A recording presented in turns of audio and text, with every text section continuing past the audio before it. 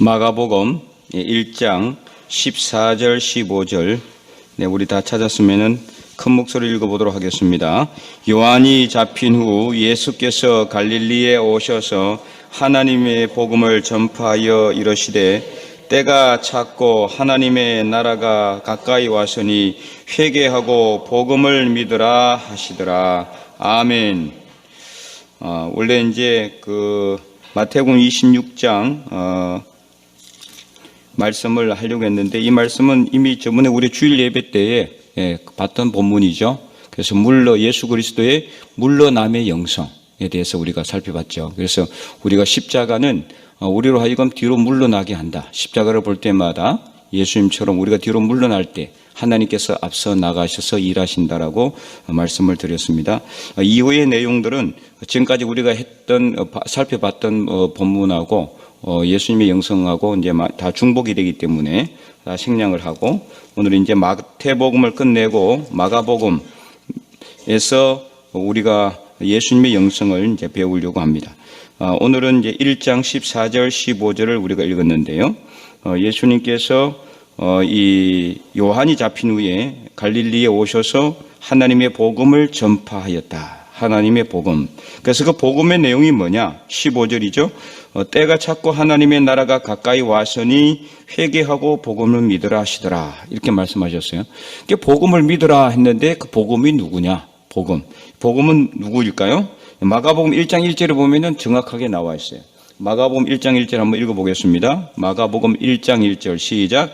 하나님의 아들 예수 그리스도의 복음의 시작이라. 아멘. 네, 마가복음의 특징이 뭐냐? 예수님을 처음부터 어떻게 소개하고 있다? 복음으로 소개하고 있어요. 복음. 그러니까 예수님 자체가 뭐다? 복음이에요. 그러니까 복음이라는 뜻이 뭡니까 도대체? 복음. 복된 소리죠. 그죠? 복된 소리. 예수님이 이 땅에 오신 것 자체가 뭐다? 복된 소리인 거죠. 왜냐하면은 우리를 구원시키기 위해서, 우리에게 구원을 주시기 위해서, 그래서 우리 구원을 허락하시기 위해서 죽으시기 위해 십자가에 죽으시기 위해 이 땅에 오셨기 때문에 예수님 자신이 바로 복음이에요. 다른 게 복음이 없어요. 사실은 복음하면은 예수님. 그래서 마가는 예수 그리스도의 복음의 시작이다. 다 이렇게 바로 다는 처음부터 시작하고 있어요. 그래서 이제 마가복음의 특징은 뭐냐? 예수님이 계속해서 복음을 전하더라. 복음을 전했다. 말씀을 가르치고 전파하는 내용을 많이 부각하고 있습니다. 그래서 오늘 본문도 바로 1장 1절에 다른 이 복음서 같은 경우는 어떻습니까? 마태복음도 그렇고 누가복음도 그렇고 예수님의 생애부터 예수님이 어떻게 태어났는지 거기부터 막 시작하잖아요. 근데 마가복음의 특징은 뭐냐? 바로 처음부터 예수님은 복음이다. 그리고 예수님이 뭘 했다? 복음을 전했다. 네, 이것부터 시작을 하고 있어요. 오늘 본문의 15절 때가 찼고 하나님의 나라가 가까이 왔으니 회개하고 복음을 믿으라. 그 복음은 바로 예수님 자신을 이야기하는 것임을 알 수가 있다. 그래서 이에 따라서 오늘 본문에 예수님의 복음의 사역, 우리가 이제 예수님의 그 사역하면 3대 사역이라고 하는데 첫 번째는 복음 전파의 사역, 두 번째는 무슨 사역입니까? 가르치시는 사역, 세 번째는 고치시는 사역. 이 세 개의 사역인데 사실 잘 살펴보면은요, 이 세 개의 사역은 따로 떨어지는 게 절대 아니에요. 하나의 사역을 위한 거다. 어떤 걸까요? 첫 번째 사역을 위해서 두 번째, 세 번째도 있는 겁니다. 사실은 가르치는 거, 뭘 가르치는 겁니까? 복음을 가르치는 거죠. 예, 말씀을 가르치죠. 그죠? 천국을 가르치잖아요. 그게 바로 예수님에 대해서 쓴 거예요. 천국은 뭐냐? 예수님에 대해서 이야기하는 겁니다. 예수님에 대해서 오직. 삼일째 하나님으로서 예수님. 그럼 고치시고 치유하시고 이렇게 이 병을 고치는 거, 이게 뭐 때문에 하는 거죠? 예수님을 보여주기 위해서 어떤 분인 것을 하나님의 아들로서 건의를, 그래서 고침을 받고 치유받는 모든 사람들로 하여금 예수님을 믿어서 하나님 나라에 가까이 갈 수 있도록, 하나님 나라 천국을 소유할 수 있도록 고쳐주시는 거예요. 그냥 고치는 것 따로, 병 고치는 것 따로 하고 말씀 가르치는 것 따로, 복음 따로 이렇게 하지 않으신 거죠. 이게 세계 사역은 자세히 살펴보면 오직 하나다. 뭡니까? 복음의 사역이다. 복음. 그래서 이것을 우리가 잘 안다면은 예수 그리스도의 복음의 전파는 당연한 것이다. 처음부터 정해진 것이라는 것을 알 수가 있는 겁니다. 그래서 예수님께서 끝없이 제자들에게 복음 전파에 대해서 말씀을 하셨어요. 그래서 이번 부활절 마지막 예수님께서 부활하신 후 이 제자들에게 갈릴리로 가라. 그래서 갈릴리로 가라 하신 이유가 뭐라고 했습니까? 사명을 새롭게 주시기 위해서. 그 사명이 뭡니까? 바로 오늘 마가복음 1장 바로 앞에 있는 마태복음 28장 18절에서 20절 너희는 가서 모든 민족으로 제자를 삼아 아버지와 아들과 성령의 이름으로 세례를 베풀고 내가 너희에게 분부한 모든 것을 가르쳐서 지키게 하라. 이 복음을 전하는 것이 바로 지상 최대의 이 사명이다. 그래서 우리에게 맡겨진 이 사명은 뭐냐? 첫째도 복음 전파, 둘째도 복음 전파입니다. 그것을 예수님은 보여주고 있어요. 처음부터 예수님께서 마가가 봤던 예수님은 뭐냐? 이 예수님은 처음부터 오셔서 복음 전하는 그 예수님을 보게 된 거예요. 그래서 그런 예수님을 마가는 그리고 있는 겁니다. 보여주고 있는 것입니다. 오늘 우리가 이 예수 그리스도를 믿고 구원의 길을 걸어가는데 우리에게 맡겨진 공통적인 사명이 바로 이 복음 전파의 사명이에요. 교회가 복음을 전하는 일을 하지 않는다면은 교회는 존재 이유가 없어요. 그러면 사교 집단이에요. 그렇잖아요? 복음 전하지 않으면은 교회 안에서 먹고 마시고 서로 교제하고 떡을 떼는 거 그것만 한다면은 이게 뭐 사교 집단이지 뭐가 되겠습니까? 이 교회는 첫째도 복음 전파, 둘째도 복음 전파예요. 서로 떡을 떼고 교제하는 일은 복음 전파를 어떤 것이다? 위한 것임을 알아야 되는 거예요. 그러니까 우리가 교제하고 서로 친교하고 서로 위해서 기도해 주는 것도 복음 전하는 사명을 위해서입니다. 그래서 이 복음 전하는 사명을 우리가 한시라도 잊어서는 안 돼요. 절대로 잊어서는 안 돼요. 그래서 우리가 이 일을 감당함에 있어서 진짜 이 사명이 얼마나 중요한 것을 깨달아야 합니다. 오늘 우리가 이렇게 앉아서 예배 드릴 수 있는 것도 하나님께서 우리에게 아직까지 이 땅에서 호흡이 끊어지지 않도록 하신 것도 복음을 전하라고 하시는 이유입니다. 근데도 우리는 그것을 때로는 망각하거나 잊어버리거나 또는 그것을 우리도 모르게 놓쳐버리는 경우가 너무 많은 거죠. 정말 복음 전하는 것이 얼마나 중요하고 얼마나 귀한 사명인가를 우리는 알아야 돼요. 예수님께서 마지막 십자가에 못 박혀 돌아가시고 부활하셔서 성천하시기 전에 제자들에게 주신 마지막 사명이 바로 이 복음 전파의 사명인데도 불구하고 우리 교회가 이것을 제대로 감당하지 못한다면은 나중에 주님 앞에 섰을 때 무엇을 변명하겠습니까? 하나님 앞에 우리가 내놓을 수 있는 것은 바로 이겁니다. 복음 전하는 것. 내가 비록 힘들고 내가 비록 믿음이 어리고 약했지만 열심히 복음 전했다라고 우리가 하나님 앞에 어쨌든 할 말이 있어야 되지 않겠습니까? 얼마 전에 이제 지난 주일에 한 청년이 저한테 이렇게 사진을 하나 보내줬어요. 그 이제 내용이 뭐냐면은 이 어떤 그 우리 요 밑에 약국이 있는데 약국 앞에서 누가 이렇게 전도지를 이렇게 전해주고 있다는 거예요. 열심히 막 전도지를 전해주고 그래서 그걸 사진을 딱 보니까 회복교회입니다. 회복교회. 그래서 목사님 이거 이단이죠 하면서 이제 카톡이 왔어요. 근데 보니까 이제 회복교회인데 알죠, 그죠? 제가 가르쳐 드렸죠. 회복교회가 어떤 건지 가물가물합니까? 그래서 지방교회 또는 회복교회라고 하고 그 교회 이름을 갖다가 집회소라고 적어놨어요. 집회소. 그래서 죽변 장로교회 지나가서 좀 더 가면은 오른쪽에 십자가도 없고 그냥 그 건물 하나 있는데 거기서 집회소라고 적어놓은 그게 바로 이제 이단 교회입니다. 이단입니다. 뭐 교회라고 하기도 그래요. 이단인데 열심히 일반 교회인 것처럼 전하더라 이거예요. 뭐 지나간 사람들 다 전도지 다 하나씩 다 주고 뭐 친절하게 아주 열심히. 그 이제 그 청년이 진짜 교회인 줄 알았대요. 일반 정통교회. 그 목사님 이게 어딘가요? 하면서 그 이제 카톡으로 몇 장 찍어가지고 딱 보니까 이 지방교회예요.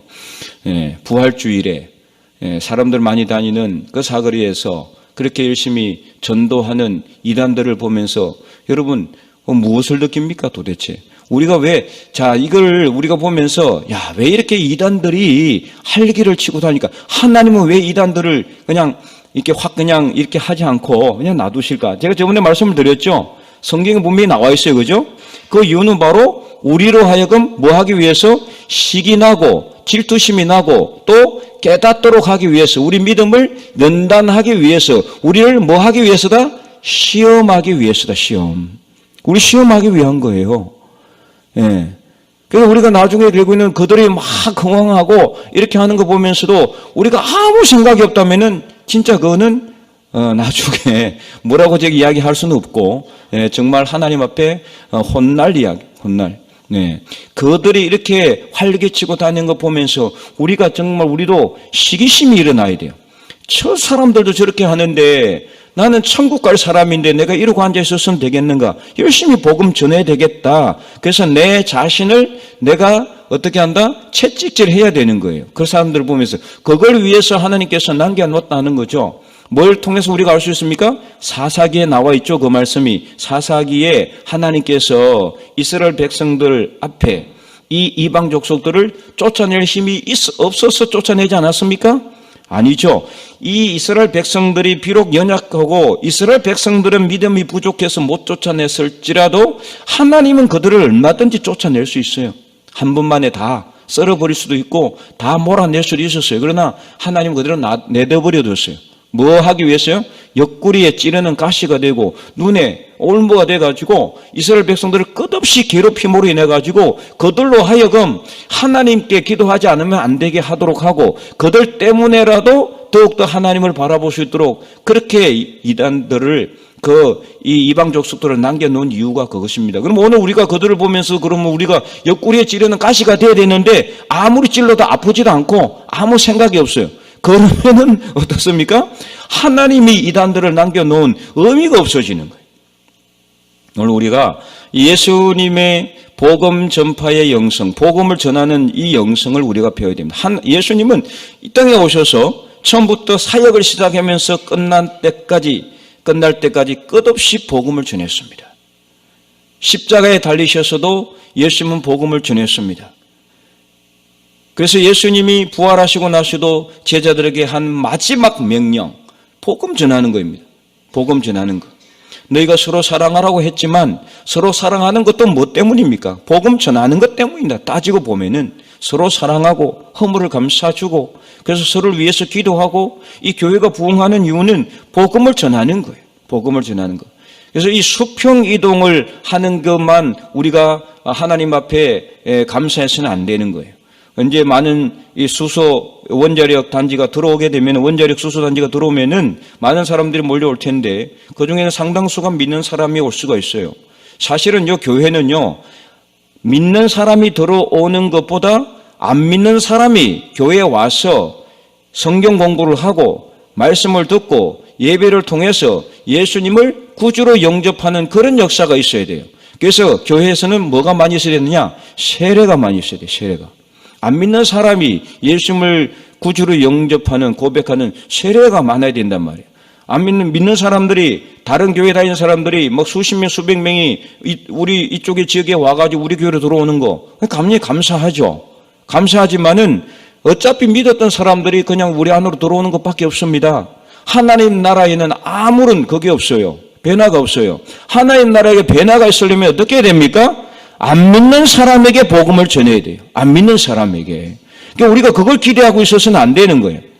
이제 우리 교회는 사람들이 많이 늘어날 거다. 그래서 많이 믿는 사람들이 들어올 거다. 물론 우리는 감사하고 또 우리 교회가 커지게 되니까 좋지만은 그러나 하나님 나라에 있어서는 어떨까요? 아무 플러스가 안 되는 거예요.